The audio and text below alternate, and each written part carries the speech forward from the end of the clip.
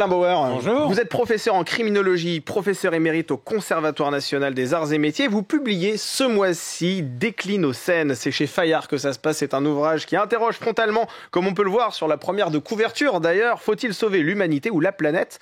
Est-ce que vous cherchez à alerter vos lecteurs ou à susciter une véritable inquiétude? Bon, ils sont inquiets, ils n'ont pas besoin de moi. Ouais. Alertés, ils le sont aussi. Mais c'est l'idée de sortir de la confrontation entre les PRAF, les plus rien à foutre, Ouais.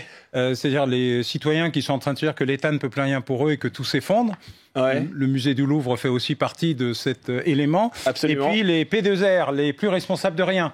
Les responsables du Louvre font partie de cette catégorie, peut-être à une exception près. En fait, tout a bien marché, la vie est belle et passé, il n'y a rien à voir. Et en fait, cette perte de confiance généralisée dans un État qui, en France, a créé la nation, ce qui est assez rare. Partout, des nations ont créé des États. Là, nous avons créé une nation avec une promesse de sécurité qui n'est plus tenue sur de nombreux secteurs et également, désormais, sur la protection du patrimoine le plus important aux yeux des Français, le leur, c'est-à-dire le patrimoine historique du pays. Ben voilà, Alain Bauer, vous accordez une interview à ce sujet, d'ailleurs, dans les pages du Figaro du jour. Et si vous êtes sur ce plateau, vous l'aurez bien compris, c'est pas forcément pour parler écologie, mais de ce cambriolage qui nous a tous traumatisés dimanche dernier, celui de la galerie Apollon, située au musée du Louvre.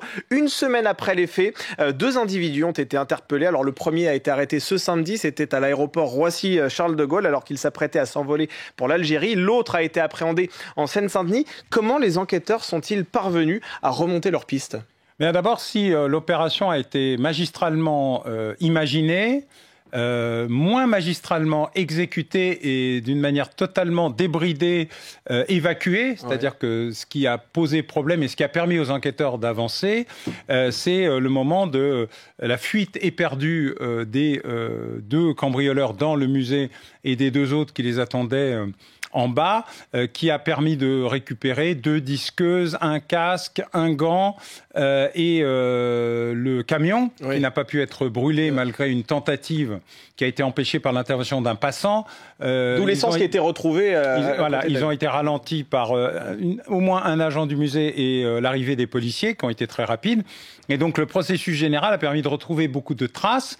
L'acquisition de la vidéosurveillance, non seulement autour du musée, mais de vidéo en vidéo, puisque les équipements sont importants. En plus, ils ont pris l'autoroute A6, qui est elle-même bien équipée. L'équipement des autres villes sur le terrain, y compris la Seine-Saint-Denis, a permis de retrouver un certain nombre de choses. Et donc, ceci plus le fichier qui est très bien tenu à la préfecture de police de Paris, Lupin, c'est des ça, cambriolages, notamment le fichier Lupin, permet de trouver toute une série d'éléments, d'établir une liste de suspects potentiels, puis de la rétrécir au fur et à mesure et de tomber sur au moins un des voleurs dont l'ADN a, comme on dit, matché, probablement avec des cheveux, me dit-on, dans le casque, et puis ensuite de lien en lien, d'identifier le deuxième et probablement les deux autres.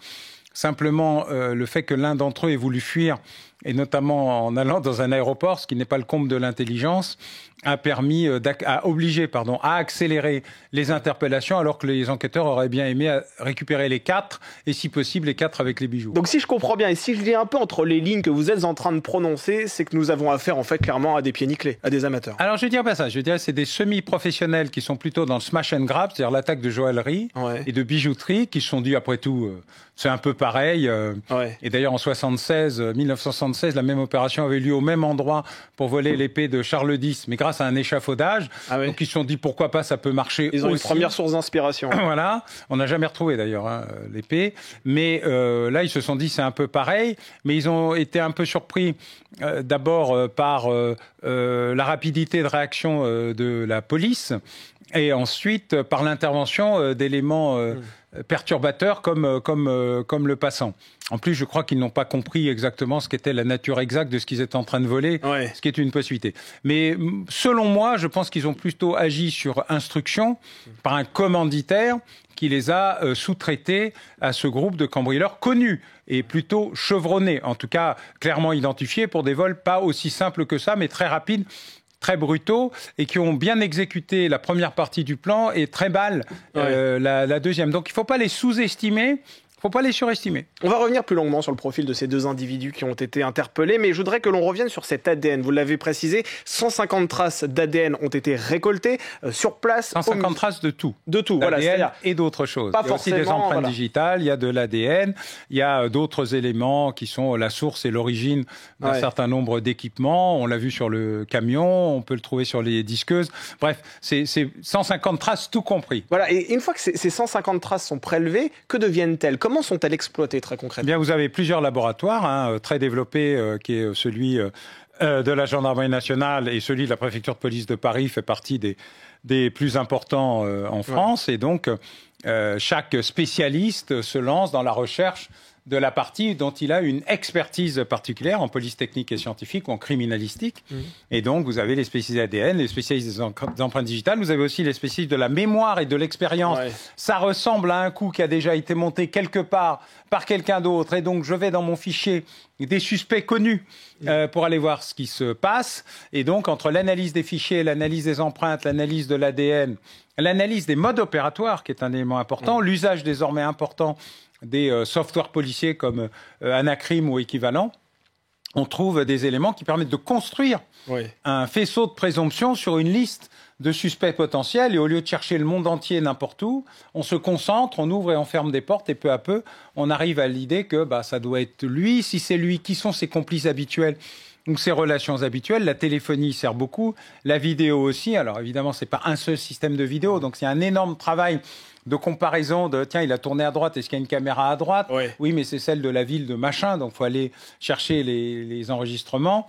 Enfin, ce dispositif-là prend beaucoup de temps, mais c'est le cumul de tout cela qui permet d'avancer. Et les informateurs sur le terrain, peut-être aussi, peuvent être utiles. Toujours, la police de papa, toujours la police la plus efficace, c'est la police de papa plus la technologie. Absolument, les deux cumulés. Que sait-on sur le profil des deux individus qui ont été interpellés? Criminels connus, sur ce secteur particulier, cambriolage, vol, plutôt smash and grab, plutôt joaillerie, bijouterie, pas d'antécédents connus, me semble-t-il, sur des vols de musées, mais il n'y a rien qui ressemble plus à une vitrine de bijoux qu'une vitrine de bijoux.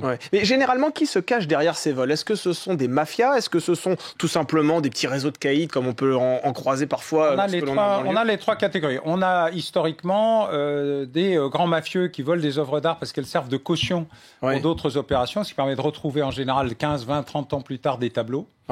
On a des collectionneurs fous qui veulent avoir l'épée, la couronne, les bijoux. Mais quel est l'intérêt d'avoir, pour eux, tout simplement? Parce que vous ne pouvez pas l'exposer si ça a été volé. Si, pour vous-même. Pour vous-même. Là, c'est le comble de la joie, puisque vous êtes le seul visiteur de votre propre musée.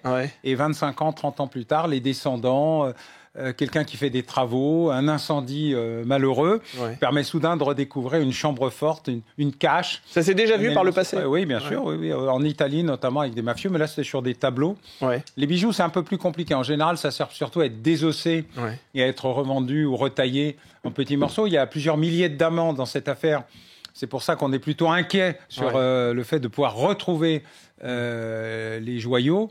Mais par contre, la certitude de retrouver les auteurs a toujours été présente. Et le ministre de l'Intérieur, Laurent Nunez, a eu raison de dire dès le début que lui était sûr qu'on retrouverait les auteurs, était plus inquiet pour les joyaux. Les faits semblent plutôt lui donner raison. Mais il en reste deux quand même dans la nature. Il a raison d'être à ce point optimiste? Oui, je crois qu'ils sont identifiés, mais après, il faut les trouver. C'est pour ça d'ailleurs que l'interpellation et surtout la médiatisation de l'interpellation est un élément qui a probablement perturbé les opérations policières, qui auraient bien voulu récupérer les 4 et si possible les bijoux en même temps. C'est la raison pour laquelle il y a un risque aussi que les deux autres suspects, enfin les deux autres malfaiteurs, se soient volatilisés dans la nature. Alors peut-être l'était-il déjà, ça fait quand même 7 jours. 7 jours, c'est long.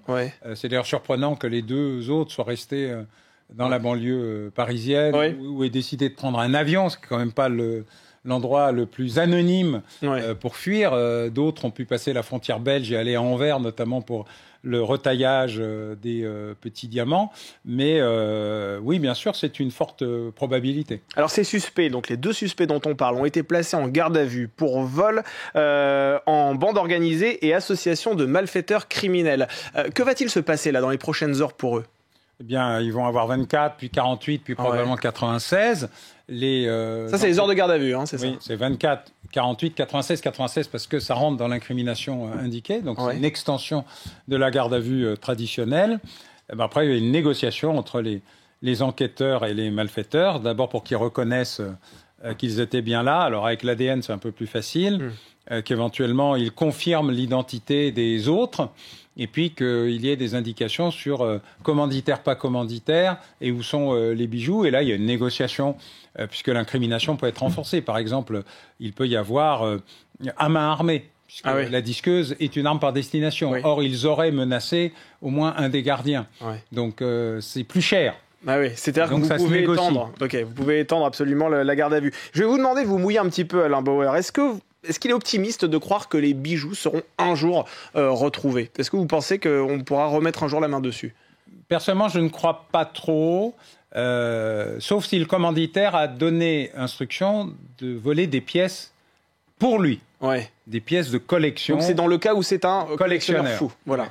Là, c'est en général ce qui arrive. Dans tous les autres cas, on n'a jamais retrouvé les pièces ou par miracle, parce que, y compris l'orfèvre n'a pas voulu retailler un gros diamant ou un rubis magnifique, etc. Ce qui explique peut-être d'ailleurs pourquoi le Régent n'a pas été volé, à la fois parce qu'ils n'ont pas eu le temps, parce qu'ils n'auraient pas vraiment bien su quoi en faire. Mais c'est intéressant d'ailleurs que les téléspectateurs comprennent bien pour quelle raison est-ce si difficile de retrouver ces 8 bijoux. Parce qu'on arrive à tracer, vous l'avez bien rappelé, grâce à la vidéosurveillance, tous ces suspects qui ont été interpellés. Mais pourquoi on n'arrive pas à retrouver les bijoux? À un moment donné, on doit pouvoir aussi savoir vers quelle habitation ils ont été déposés, si on arrive à tracer les suspects. D'abord, on ne les a pas suivis jusqu'au bout. Il n'y a pas des caméras dans toutes les rues, ni partout. Heureusement ou malheureusement. En tout cas, il y en a suffisamment pour les identifier. Il y en a suffisamment pour les avoir identifiés vers la A6, etc. Ensuite, parce qu'il s'est quand même passé quelques jours avant que tout ceci ait pu être réussi et que ça permet largement, rappelez-vous, en 2015, une partie des opérateurs terroristes étaient déjà en Belgique, alors qu'on est en train encore, hélas, de compter les morts et les blessés dans les attentats. Donc, nos frontières sont quand même extrêmement poreuses, pour dire les choses gentiment.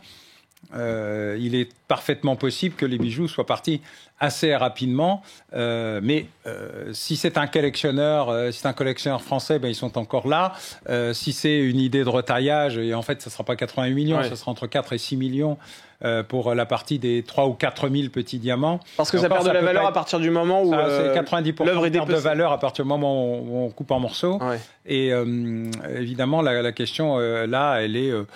plus de se débarrasser rapidement des petits diamants, mais 4000 diamants qui arrivent sur le marché s'effondre.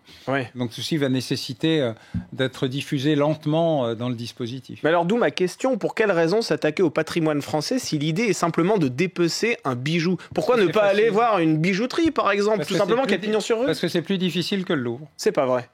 J'ai du mal à vous croire. Eh ben, hélas, malheureusement, l'incompétence, l'inconséquence et je dirais l'incohérence des politiques publiques de sécurité au Louvre. Et vous le lisez encore dans les excuses invraisemblables qui vous disent qu'en fait tout a bien marché. Mais attendez, c'est terrible ce que vous dites, parce que là, ça doit donner des idées à tous les cambrioleurs de France qui se disent... Ils n'ont pas eu besoin de moi. Il y a une centaine d'attaques de musées recensées depuis les 10 dernières années. Muséum d'histoire naturelle, une pépite de 6,5 kg. Par El Monial, vous en avez tous les jours ou toutes les semaines. 2 fois le musée Jacques Chirac en 48 heures à Saran. Les musées, aujourd'hui, les conservateurs exposent des œuvres, ce qui est leur rôle. Mais ils ne les préservent pas, et ils ne les protègent pas, ils ne les conservent pas. Et pourquoi? Parce que ce n'est pas leur rôle? On ne leur a jamais appris. Et il n'y a pas de volet sécuritaire dans un musée tel que le Louvre? Il y a un directeur ou une directrice de la sécurité, d'ailleurs. C'est quelqu'un de très compétent qui vient d'arriver de l'Office central de répression des atteintes aux biens culturels. Mais ça fait 20 ans que la sécurité est le parent pauvre de le Grand Louvre, plus de visiteurs, plus... On a pris des vitrines exceptionnellement belles, très renforcées, 5 cm de feuilletage, qui avaient des vérins qui permettaient de les faire disparaître au sol en cas d'attaque, qui nécessitaient que 3 personnes avec 3 clés différentes fonctionnent. On les a remplacées par des horreurs esthétiques, c'est un point de vue personnel, je demande à personne comme ça, mais si vous voyez l'image comparative entre les deux, vous ne devriez pas avoir de doute. Avec 1 cm de feuilletage et un système qui permettait de les casser. Pourquoi? Parce que les 5 cm, ça donnait un mauvais éclairage aux bijoux. Donc les conservateurs de l'époque ont dit « Ah oui, mais c'est pas joli ». Bah oui, maintenant c'est très beau, il n'y a plus rien. C'est-à-dire que leur rôle, c'est aussi de les préserver, pas seulement... ça serait d'apprendre, parce qu'on ne leur a jamais demandé. Et d'ailleurs, aujourd'hui, vous avez un appel des conservateurs européens qui prennent la défense de Mme Descartes, et ils ont raison, elle n'est vraiment pour rien dans cette affaire, mais où il n'y a pas une fois le mot sûreté ou sécurité. Pas une fois.